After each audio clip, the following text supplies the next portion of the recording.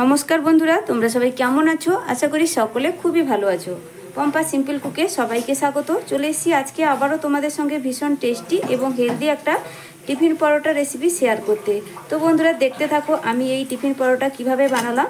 खेतेও যেমন टेस्टी হয়, বানাতে একদম সহজ। বাড়ির বড় থেকে ছোট সবাই খুবই পছন্দ করবে।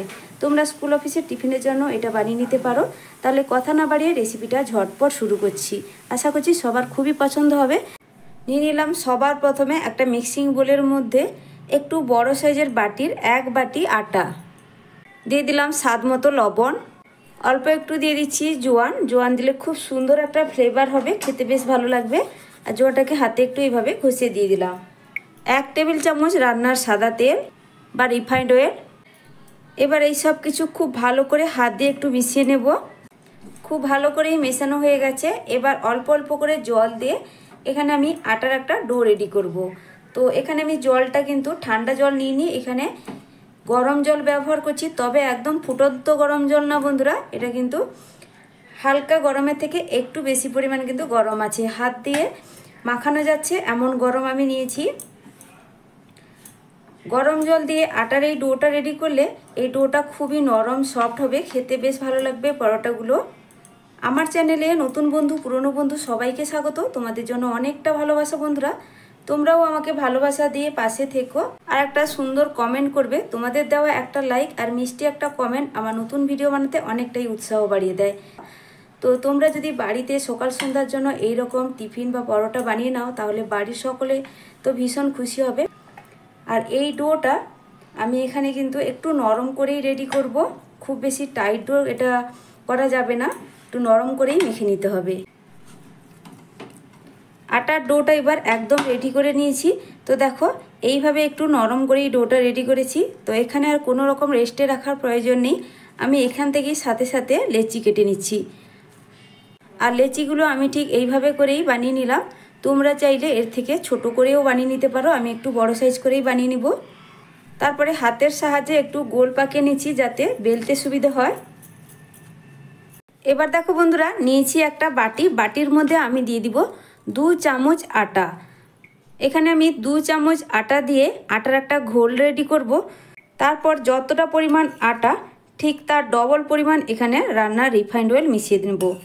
তো এখানে 2 চামচ আটা নিয়েছি, 4 চামচ এখানে তেলের ব্যবহার করতে হবে। তো প্রথমে 3 চামচ দিয়ে ভালো করে মিশিয়ে নেব, তারপরে আবারও একটু তেলের ব্যবহার করব। আবারও দিয়ে দিচ্ছি 1 চামচ দিয়ে খুব ভালো করে এটাকে মিশিয়ে নেব। এখন ঘোলটা একদম রেডি হয়ে গেছে, ঠিক এইভাবে একটা ঘোল রেডি করতে হবে। তো এটাকে এবার এক সাইডে সরিয়ে আমি রেখে দিচ্ছি। এবার আমি পরোটাগুলো বেলে নেব, তার জন্য নিয়ে নিচ্ছি বেলন পিঁড়ি, তার উপর একটা আটার লেচি আমি নিয়ে নিলাম, যেই লেচি আমি আগে থেকে রেডি করে রেখেছিলাম। তো তারপরে দেখো দিয়ে দিচ্ছি শুকনো আটার গুঁড়ো। আটার গুঁড়ো দিয়ে খুব সুন্দর করে এটাকে রুটির মতো করে বেলে নিতে হবে। যেইভাবে আমরা রুটি বেলি ঠিক সেইভাবে এটাকে আমি বেলে নেব।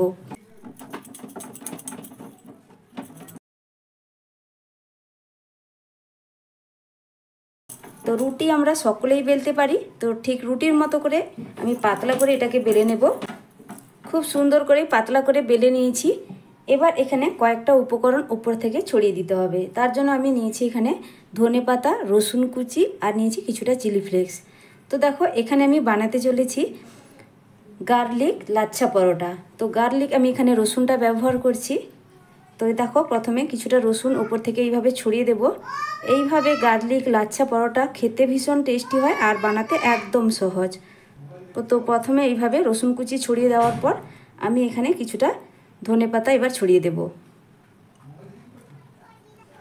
তারপরে দিয়ে দিচ্ছি কিছুটা পরিমাণ চিলি ফ্লেক্স। ভীষণ টেস্ট হয়, ভীষণ টেস্ট হয়। আবারও বলছি বন্ধুরা, একবার অবশ্যই বাড়িতে বানিয়ে খেয়ে দেখো, তারপর কিন্তু আমাকে কমেন্ট করে জানাতে ভুলবে না তোমাদের রেসিপিটা কেমন লাগলো। এবার সব কিছু এইভাবে ছড়িয়ে দেওয়ার পর হালকা হাতে আমি বেলন দিয়ে একটু এটাকে বসিয়ে নিচ্ছি, মানে গার্লিক ধনেপাতা আর চিলি ফ্লেক্সটাকে হালকা হাতে এইভাবে গড়িয়ে নেব যাতে খুব ভালোভাবে সেট হয়ে যায়। খুব বেশি চাপ দেওয়ার প্রয়োজন নেই, হালকাভাবে এইভাবে বেলে নিলাম।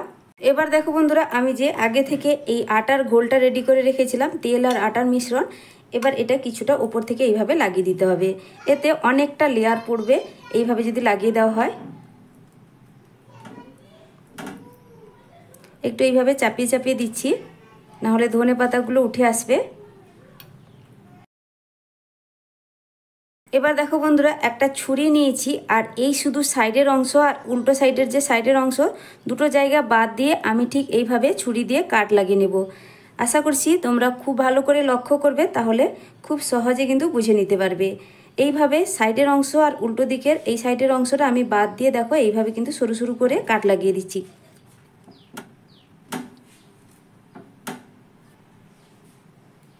তো দেখো বন্ধুরা, ঠিক আমি একইভাবে পুরোটা কাট লাগিয়ে নিয়েছি। তারপরে দেখো এক সাইডে ধরে এইভাবে কিন্তু এটাকে গুটিয়ে আনতে হবে। দেখো প্রত্যেকটা কাট কিন্তু এইভাবে একটা জায়গায় জড়ো করতে হবে। খুবই সহজে কিন্তু এটাকে রাউন্ড করে আমি ঘুরিয়ে নিব, মানে রোলভাবে মুড়ে নিতে হবে। আশা করছি তোমাদের আমি বোঝাতে পারছি। দেখো ঠিক এইভাবে কিন্তু আমি ঘুরিয়ে ঘুরিয়ে রোল করে নিচ্ছি। ঠিক এইভাবে দেখো দুটো জায়গায় আমি এই দুদিকে এইভাবে ধরে একটু টান দিব, টান দিয়ে এটাকে একটু এইভাবে পাক দিয়ে দিতে হবে।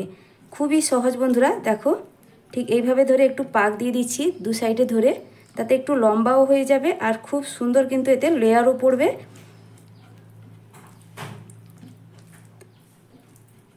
ঠিক এইভাবে একটু লম্বা করে নিয়েছি। তারপরে দেখো বন্ধুরা, এটাকে এইভাবে জিলাপির মতো প্যাঁচ দিয়ে যেতে হবে। তারপর একদম যে শেষের অংশটা এটা কিন্তু নিচের দিকে এইভাবে দিয়ে এইভাবে হাত দিয়ে একটু চেপে দিব। তারপরে এটাকে আলতো হাতে আমি এবার আবারও বেলে নেব। আর এখন কিন্তু কোনোভাবে আমি আর আটার গুঁড়ো দেব না, শুধুই যেহেতু তেলের মিশ্রণটা দেওয়া আছে, আটার আর তেলের মিশ্রণ, আর এখানে শুকনো আটার গুঁড়ি ব্যবহার করার প্রয়োজন নেই। এইভাবে হালকা হাতে এটাকে বেলে নেব, একটু মোটা করে বেলে নিতে হবে। দেখো বন্ধুরা, ঠিক এইভাবে একটু মোটা রেখেই বেলে নিয়েছি। একটা কিন্তু খুব সুন্দরভাবে আমার পরোটা বেলা হয়ে গেল। বাকিগুলো একইভাবে বেলে নেব, তারপরেই ফিরে আসছি। লাচ্ছা পরোটাগুলো বানানো হয়ে গেছে। এবার পরোটাগুলো ভাজার জন্য গ্যাসে বসিয়ে দিয়েছি একটা ফ্রাইং প্যান। এবার প্যানের মধ্যে আমি দিয়ে দিচ্ছি একটা পরোটা। এখন কিন্তু আমি তেলটা দিইনি, তেলটা আমি পরে ব্যবহার করব। এই পরোটাগুলো ভাজার জন্য গ্যাসের ফ্লেমটা আমি মিডিয়াম টু লোয়ের মাঝখানে রেখেছি। কোনোভাবেই কিন্তু এখানে গ্যাসের ফ্লেম বাড়ানো যাবে না, তাহলে কিন্তু পরোটাটা ভেতর থেকে ভাজা হবে না, কাঁচা থেকে যাবে। তো এক পিঠ হালকা সেঁকে নেওয়া হয়ে গেছে, আমি এবার এটাকে উল্টে দিচ্ছি। এখন উল্টো পিঠটাও সেঁকে নেওয়া হয়ে গেছে, আবারও পরোটাটাকে আমি উল্টে দেব।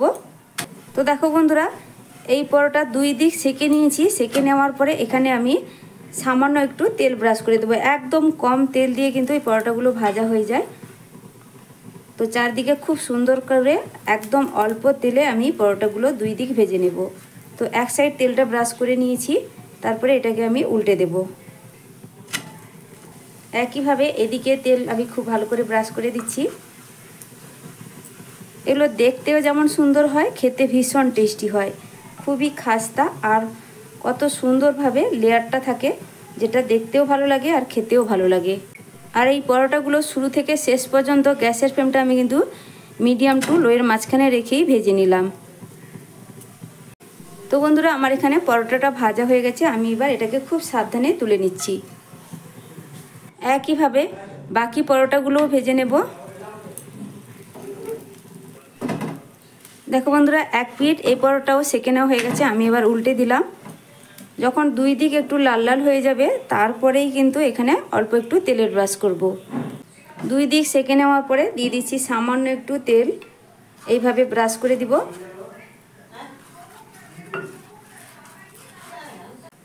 তো তেল ব্রাশ করে দেওয়ার পর পরোটাকে আমি উল্টে দিচ্ছি। উল্টে দেওয়ার পরে উল্টো দিকেও সামান্য একটু তেল ব্রাশ করে দিতে হবে একইভাবে।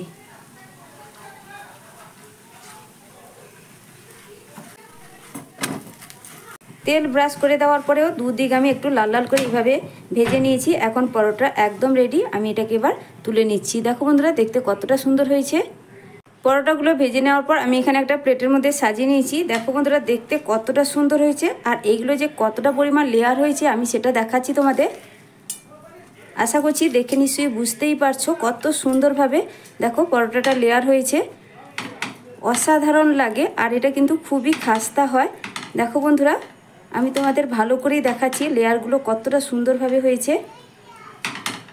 তো আমার এই আজকের টিফিন রেসিপিটা বন্ধুদের কাছে কেমন লাগলো অবশ্যই কিন্তু কমেন্ট করে জানাবে। আর যদি ভালো লেগে থাকে তাহলে লাইক শেয়ার সাবস্ক্রাইব করে আমার পাশে থাকবে। আজকের মতো টাটা, ফিরে আসছি নতুন এক রেসিপি নিয়ে। তোমরা সকলে ভালো থেকো, সুস্থ থেকো।